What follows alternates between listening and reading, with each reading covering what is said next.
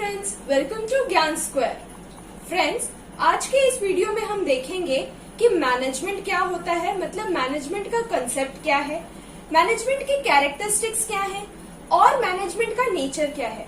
Guys, मैं बता दूं कि मैनेजमेंट जो है आपका फर्स्ट चैप्टर है बिजनेस स्टडीज क्लास 12th का, और आपको पता है कि बिजनेस स्टडीज में जनरली केस स्टडीज आती हैं। तो केस स्टडीज को सॉल्व करने के लिए पहले आपको बेसिक कंसेप्ट्स तो पता हो, तब तो आप केस स्टडी को समझ पाएंगे और उसमें से पढ़ पाएंगे, निकाल पाएंगे कि आपसे क्वेश्चन में पूछा क्या है।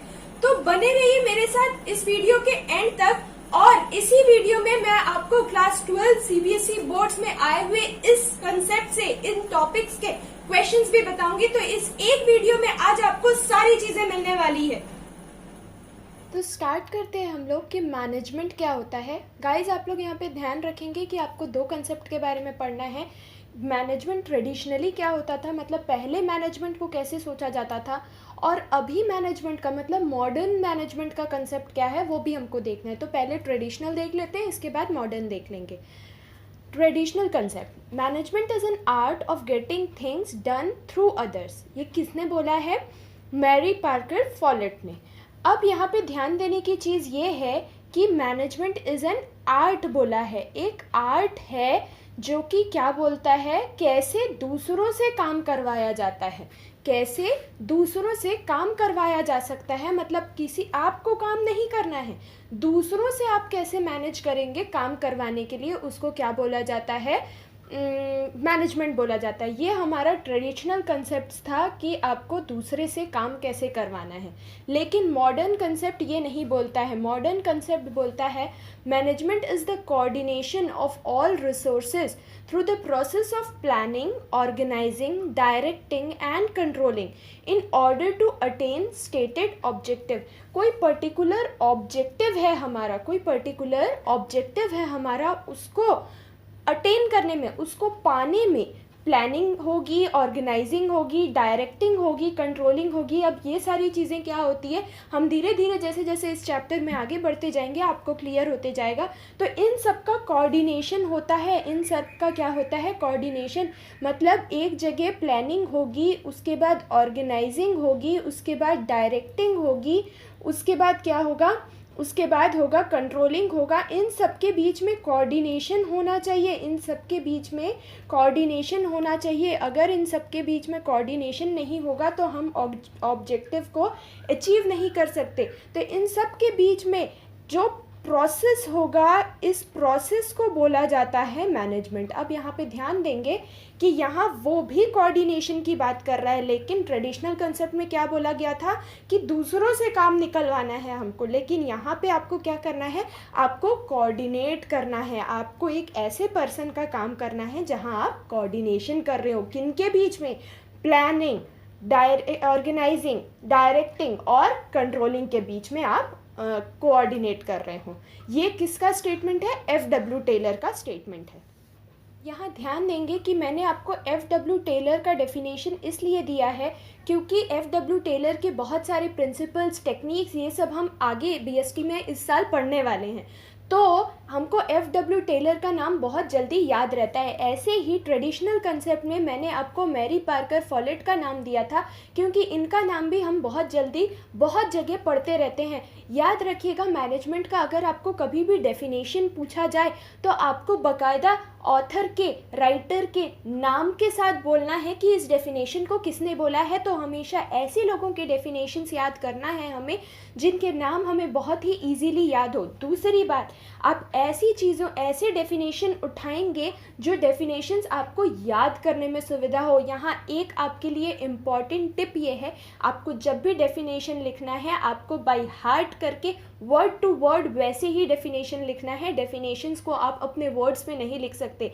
मैं जो नोट्स दूंगी उसमें मैं 2 और 3 और ऑथर्स का और राइटर्स के डेफिनेशंस को दे दूंगी, बट आपको मेनली इन दोनों के कंसेप्ट को याद रखने के लिए ट्रेडिशनल एक का जानना बहुत ही ज़रूरी है, मॉडर्न में एक का जानना बहुत ही ज़रूरी है। तो आप याद रखेंगे कि ट्रेडिशनल में हमने किसका पढ़ा है? मैरी पार्कर फॉलेट का पढ़ा है। ये तो बहुत ही ईजी डेफिनेशन है कि management is an art of getting things done through others. और मॉडर्न कंसेप्ट में हमने FW टेलर का पढ़ा है, जो कि कोऑर्डिनेशन बोलता है किसके किसके बीच में, प्लानिंग, ऑर्गेनाइजिंग, डायरेक्टिंग और कंट्रोलिंग के बीच में, पूरे प्रोसेस के बीच में कोऑर्डिनेशन बोलता है। ये दोनों चीज हमने समझ ली। Now let's see the characteristics of management. So the first characteristics of management is it is goal oriented. कुछ ना कुछ हम गोल को माइंड में रख के ही मैनेजमेंट करते हैं। आप अपने घर पे भी देखते होंगे कि जब भी हम बजट को मैनेज करते हैं, हम हमेशा सेविंग को ध्यान में रखते हैं। हम ये ध्यान रखते हैं कि पूरा मंथली हमारा एक्सपेंस हो जाए। ऐसे ही कंपनीज भी किसी न किसी ऑब्जेक्टिव को अटेन करने के लिए ही मैनेजमेंट करती है। तो management is always goal oriented. Then management is pervasive. Pervasive मतलब आप समझ सकते हैं कि यूनिवर्सल इन नेचर। जरूरी नहीं है कि सिर्फ कंपनीज या MNCs में ही मैनेजमेंट होता हो, स्कूल्स में भी होता है, नॉन प्रॉफिट ऑर्गेनाइजेशन में भी होता है, बैंकिंग सेक्टर में भी होता है, एवरीवेयर, हॉस्पिटल्स में भी होता है, हर जगह, इवन आपके घर में भी होता है। तो मैनेजमेंट एक ऐसी चीज है जो हर जगह होता है। It is pervasive in nature. Guys, यहाँ बताया गया हर एक पॉइंट आपके लिए बहुत इंपॉर्टेंट है, तो इस वीडियो का एक भी सेकंड मिस मत करिएगा। नेक्स्ट फंक्शन देखते हैं कि मैनेजमेंट का नेक्स्ट कैरेक्टरिस्टिक्स क्या है। So it is a continuous process. Management her time होता रहता है। ऐसा कोई पर्टिकुलर टाइम नहीं है कि आज हमको 2 बजे ही मैनेजमेंट करना है या इस काम के लिए ही मैनेजमेंट करना है। हर एक काम जो एक इंस्टीट्यूशन में होता है, जिसको मैनेज किया जाता है, जो प्रॉपर तरीके से होता है, वो मैनेजमेंट है। ठीक है। Now next characteristic of management is it is dynamic in nature. मतलब management time to time change होता रहता है, पर्सन टू पर्सन चेंज होता रहता है। मैनेजमेंट हर केस में अलग होता है। अब क्योंकि ये एक पर्सन के ऊपर मैनेज किया जाता है, ऑपरेशंस के ऊपर मैनेज किया जाता है, तो हर जगह के ऑपरेशंस अलग होते हैं, हर जगह के पर्सन अलग होते हैं, पर्सन का नेचर अलग होता है। So management is dynamic in nature. Now next characteristic of management is it is intangible. Management को आप छू नहीं सकते जाके, मैनेजमेंट को आप टच नहीं कर सकते कि हाँ यहाँ मैनेजमेंट हो रहा है। वो एक प्रोसेस है जो चलते जा रहा है, हो रहा है, कहीं ना कहीं चल ही रहा है। तो आप उसे छू के पता नहीं लगा सकते कि हाँ यहाँ मैनेजमेंट वर्क कर रहा है। Now next characteristics is management is multi dimensional. मतलब हर जगह पे मैनेजमेंट है, ऐसा कोई जगह नहीं है जहां मैनेजमेंट नहीं है। Now multi dimensional can be further divided into management at work. काम की जगह पे मैनेजमेंट कैसा हो रहा है, आप काम को कैसे बांट रहे हैं, उस काम को किसको दे रहे हैं, उनसे उस काम को कैसे करवाना है, ये होता है management at work. Then another is management of people. आपने सुना होगा HR मैनेजर्स होते हैं आजकल, ह्यूमन रिसोर्स मैनेजर क्या करते हैं, उनका काम क्या होता है, लोगों को रिक्रूट करना, लोगों को मैनेज करना, आपकी कंपनी के एम्प्लॉयज को मैनेज करना, वो होता है मैनेजमेंट एट पीपल। और एक होता है मैनेजमेंट ऑफ ऑपरेशंस। कोई भी हम परचेज, सेल, कुछ भी कर रहे हैं, हर जगह पे आपको मैनेजमेंट चाहिए। आपको प्रोडक्शन करना है, अगर आपके पास रॉ मटेरियल्स ही नहीं है तो आप प्रोडक्शन कैसे करेंगे, तो वहां मैनेजमेंट की जरूरत होती है कि बिफोर यू प्रोड्यूस आपके पास रॉ मटेरियल पहुंच जाना चाहिए। तो यहाँ हर जगह पे मैनेजमेंट का काम होता है। Now next very important characteristics of management is it balances between effectiveness and efficiency. Guys, ये 2 टर्म आप बिल्कुल अच्छे से याद रखेंगे क्योंकि पूरे साल आपको इस दोनों टर्म्स का बहुत यूज होने वाला है। तो इन दोनों टर्म्स का मतलब समझ लेते हैं कि इफेक्टिवनेस और एफिशिएंसी मतलब होता क्या है। Effectiveness is doing the work on time. आप किसी भी काम को टाइम पर कंप्लीट करके दे रहे हैं, वो होता है आपका इफेक्टिवनेस। तो देन एफिशिएंसी क्या होता है, आप उसी काम को एकदम सही तरीके से और मिनिमम कॉस्ट में कर रहे हैं। मतलब doing the work correctly with minimum cost is known as efficiency. अब देख लेते हैं कि मैनेजमेंट का नेचर कैसा होता है, मतलब मैनेजमेंट किसकी तरह बिहेव करता है। अब एक पूरा कंसेप्ट है तो किसी की तरह तो बिहेव करता होगा। तो systematic body of knowledge. Now guys, आप जानते हैं कि मैनेजमेंट का पूरा एक कोर्स होता है, हम मैनेजमेंट पे पूरा पढ़ाई करते हैं, तो ऑब्वियस है कि वो एक सिस्टमेटिक बॉडी ऑफ नॉलेज है, उसमें पूरा एक सिस्टमेटिक वे में हम नॉलेज गेन करते हैं, तो ये तो होता है। Then derived from logical and scientific observations. Logically हम चीज़ों को डिराइव करते हैं, ठीक है, तो वो भी होता है कि हाँ लॉजिकल ऑब्जर्वेशन से ही ये डिराइव्ड होता है मैनेजमेंट, ठीक है। Then next is principles are based on repeated experiments.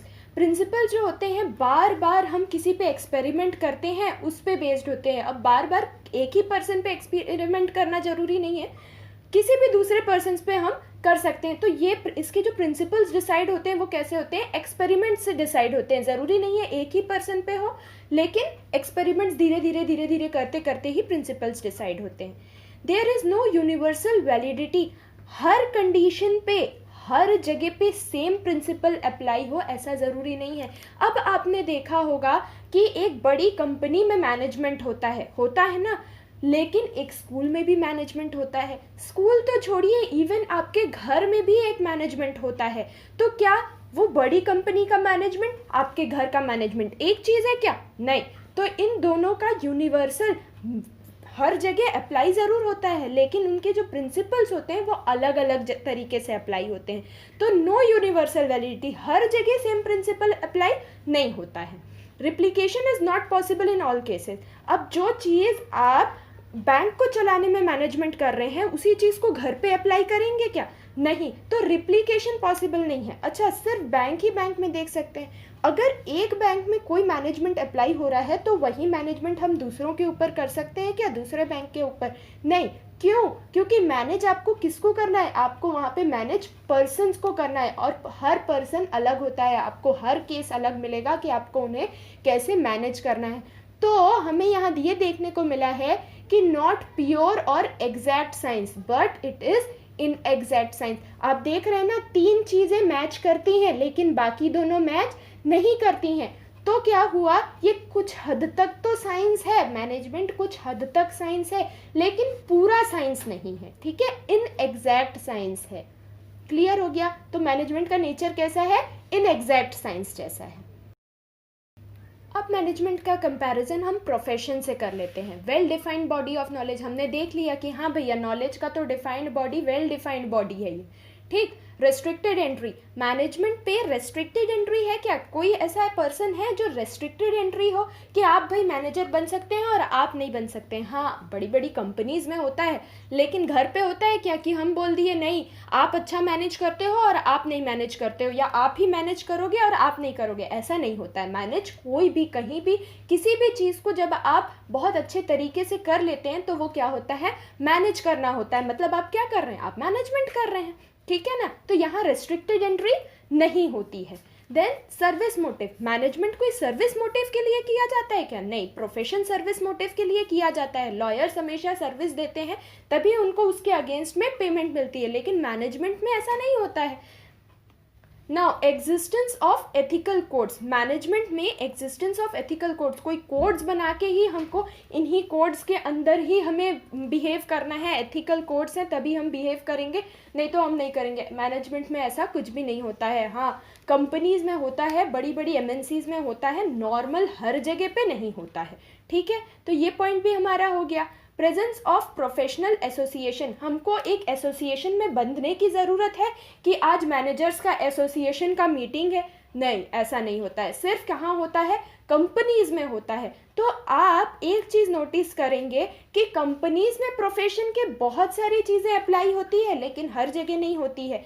तो मैनेजमेंट क्या है, in the way of being profession है, अभी प्रोफेशन हुआ नहीं है, उस वे में है कि प्रोफेशन हो जाएगा। नाउ अब आया कि management is an art. Management क्या है, आर्ट है। हमको यहाँ दिख रहा है, बड़ा बड़ा लिखा हुआ है कि मैनेजमेंट एक आर्ट है। हमने देख लिया प्रोफेशन नहीं है, प्रोफेशन बीइंग है, मतलब on the way of profession है।